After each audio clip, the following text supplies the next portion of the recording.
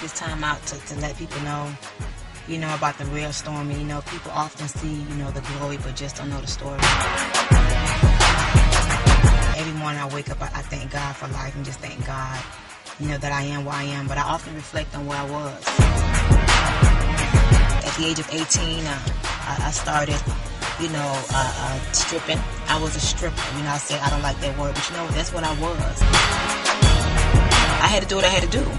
And yes, it's true. You know, you're not going to see this on the Amateur Millionaires Club. I mean, you may not never even get this again.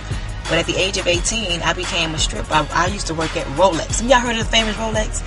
I used to work at the Rolex, and you know, it was just mainly to be able to provide for my son at the time. He was about 3 years old when I first started.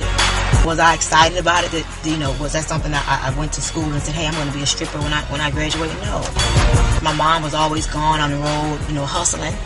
And at the age of 15, I had my first child.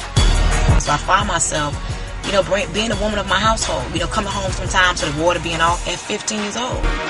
I dropped out of school in the 9th grade. You know, I don't know a lot about business skills, but had a whole lot of determination and passion. And because of my parents, my mother and my father, they raised me to go get it. You know, I made a simple decision that this was not going to be my destiny.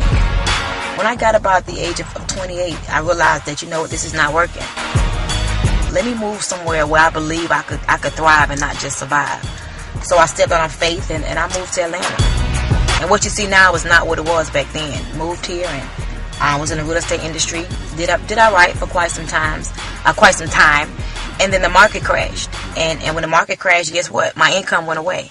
So here I am again with a 9th grade education, going to get a job. You know, my car got repossessed.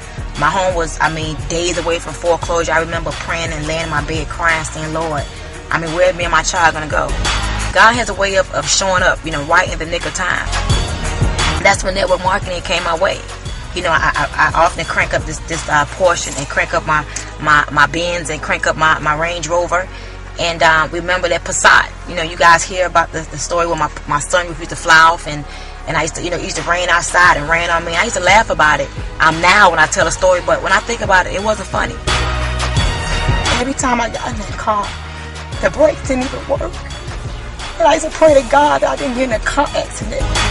You know, going to the gym to take a bath, my water was off. See, these are things that people don't know.